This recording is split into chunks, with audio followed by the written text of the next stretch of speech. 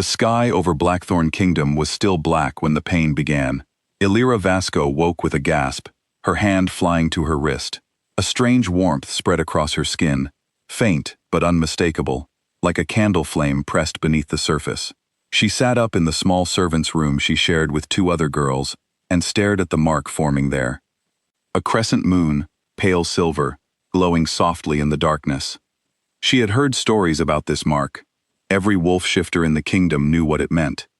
It was the sign of a true mate, given by the moon goddess herself. But marks like this were rare, and they never appeared on servants. They appeared on nobles, on warriors, on people who mattered. Illyra was no one. She had grown up in the palace kitchens, taken in as a baby with no family and no name until the head cook gave her one. She scrubbed floors, carried water, and stayed quiet so no one would notice her. She never imagined the goddess would choose her for anything, least of all this. Before she could make sense of it, a guard pounded on her door. He told her the Alpha King had felt the bond as well, and he was demanding she come to the throne room at once. Illyra's hands trembled as she pulled a plain gray dress over her shoulders. She had seen King Draven Ashgrave from a distance many times, standing tall and commanding in the palace halls, but she had never spoken to him. Now she was being summoned to face him, and her heart pounded with a fear she could not explain. The throne room was cold and vast, lit by torches that threw long shadows across the stone floor. Draven stood at the top of the steps leading to his throne, his broad shoulders tense, his dark eyes sharp with irritation. He was young for a king, only 28, but he carried the weight of 11 generations of rule on his back. Since taking the throne 2 years earlier, after his father's death, he had faced constant challenges from rival pacts and whispers of betrayal within his own court. He trusted almost no one. When Illyra entered, escorted by 2 guards, the entire room seemed to hold its breath. Draven's nose flared as her scent reached him, and something inside him stirred violently, a pull he had never felt before. His wolf recognized her instantly, but the man standing above the wolf felt only disbelief, and then anger. "This is my mate?" he said, his voice low and hard. "A kitchen servant?" Illyra lowered her eyes, humiliation burning her cheeks. She had not asked for this. She had done nothing but exist, and yet she felt as though she had committed some terrible crime simply by walking into the room. "Your Majesty," she said quietly, "I did not seek this. I do not know why the mark appeared."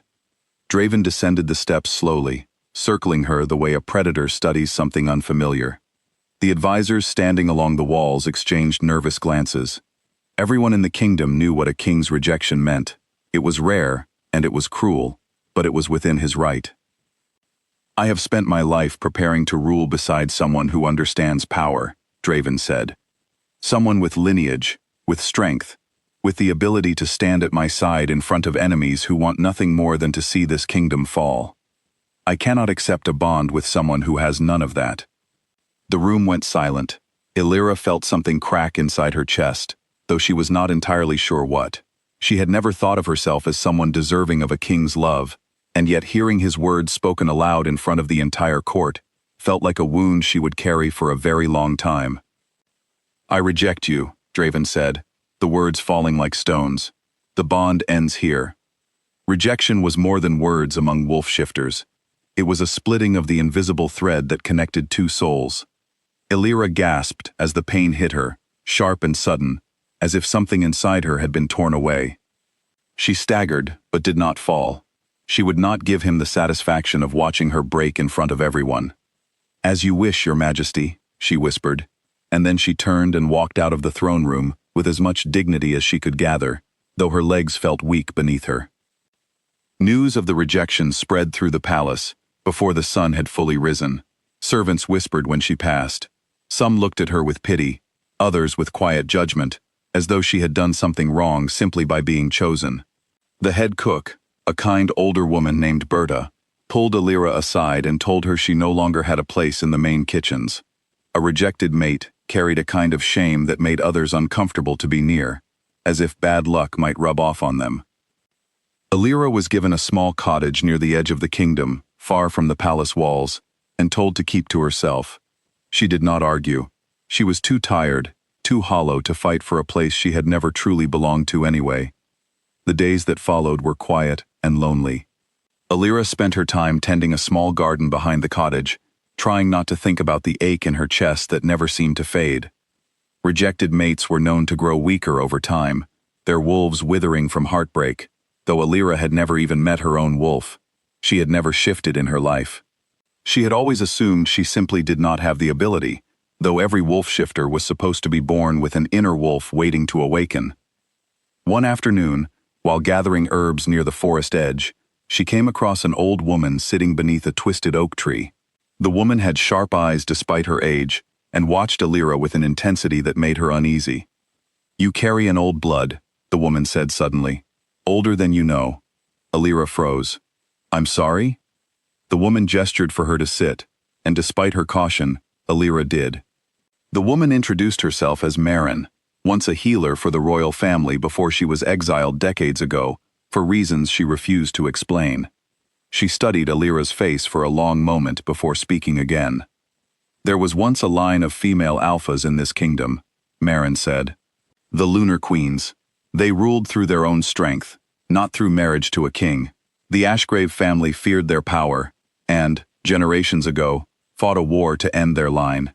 It was believed the last of them died out, but sometimes blood survives in ways no one expects. Sometimes it hides itself, waiting." Alira shook her head. "That has nothing to do with me. I don't even have a wolf." Marin reached out and touched the mark on Alira's wrist, now faded to a thin silver line. "Your wolf is not gone, child. It has been sealed. Bloodlines like yours are sometimes hidden on purpose, sealed away by old magic to protect them from those who would destroy them. I believe you are the last of the Lunar Queens, and your wolf has been sleeping inside you your entire life, waiting for the right moment to wake." Alira did not know whether to believe her, but something about the words settled deep inside her, like a key turning in a lock she had never known existed. She left Marin's side with more questions than answers, but for the first time since the rejection, she felt something other than sorrow. She felt the smallest flicker of curiosity about who she truly was. While Alira tried to make sense of her past, trouble was building at the kingdom's borders. The Thornwild pack, longtime rivals of the Ashgrave throne, had heard about the king's rejection of his mate. To them, it was a sign of weakness, proof that the bond holding Blackthorn together was fractured. Their alpha, a ruthless man named Corvin Thornwild, began gathering warriors, preparing to test Draven's strength before the next full moon, when packs traditionally settled disputes through combat or challenge. Draven felt the tension rising around him, but he refused to admit, even to himself, that rejecting his mate had been anything but the right decision. Still, at night, alone in his chambers, he found himself thinking of her more than he wanted to. Her scent lingered somewhere in his memory, soft and warm, entirely unlike anything he had encountered before. He told himself it was simply the pull of the bond, nothing more, something that would fade with time, but it did not fade. If anything, it grew stronger, gnawing at him in quiet, unwelcome moments. The full moon arrived faster than anyone expected.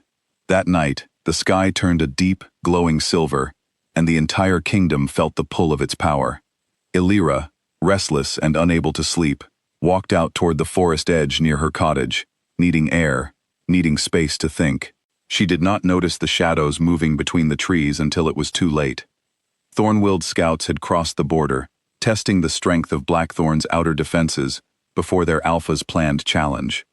They came upon Alira alone and saw an easy target, a rejected mate with no protection and no status. They moved to seize her, intending to use her as leverage against the king. Fear flooded through Alira as rough hands grabbed her arms. She struggled, but the scouts were strong, trained fighters accustomed to violence. Panic rose in her chest, wild and desperate, and something ancient inside her responded to that fear. The seal placed on her bloodline generations ago, weakened already by years of loneliness, and now shattered completely by the force of her terror, broke apart at last. Heat rushed through her veins, her bones shifted with a pain unlike anything she had felt before, and then, suddenly, she was standing on 4 paws instead of 2 feet. Her coat gleamed silver and gold beneath the moonlight, a color no wolf in the kingdom had been born with in over 100 years. Along her flank, a crescent-shaped marking shimmered, the same symbol that had once belonged to the Lunar Queens. The scouts stumbled back in shock. Ilara did not think. She acted on instinct, her new wolf body moving with a speed and strength she never knew she possessed. She fought them off, quick and fierce, until the scouts fled back toward the border, terrified of the creature they had just witnessed. Word of the silver and gold wolf spread through the kingdom within the hour.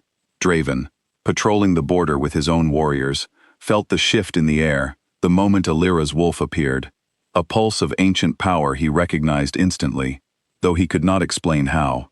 He rode toward the disturbance, his heart pounding with something between dread and hope.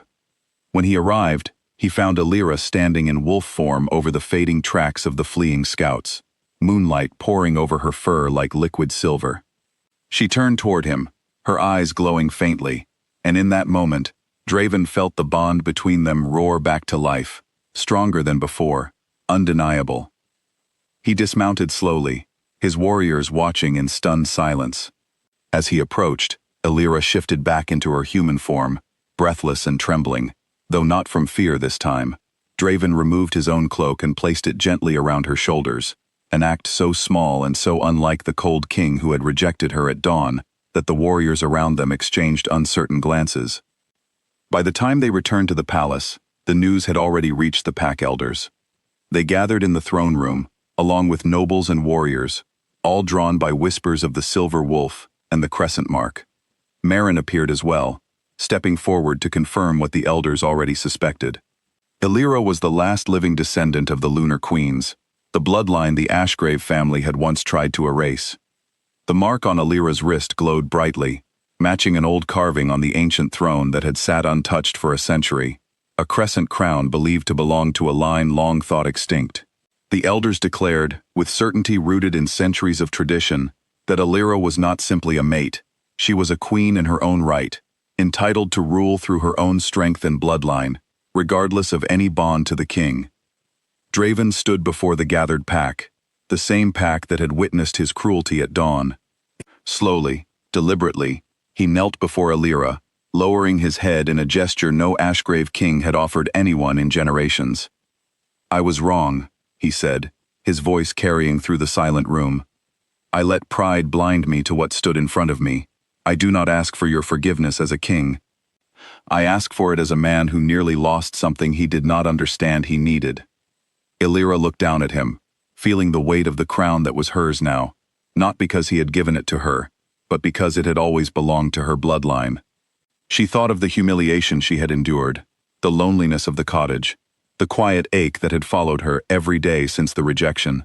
She thought of how easily she could have stayed broken, but she had not stayed broken. She had found her own strength, her own name, her own power, entirely apart from him. "I accept the crown," she said, her voice steady and clear, "because it is mine. What I decide about you is something separate." A murmur passed through the room, equal parts surprise and respect. Draven rose slowly, meeting her eyes, understanding that whatever came next between them would have to be earned, not assumed.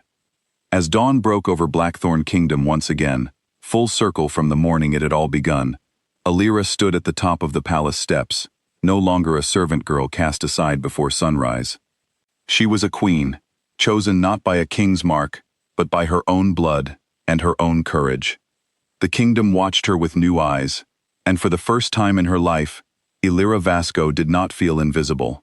She felt seen, fully and completely, standing exactly where she belonged.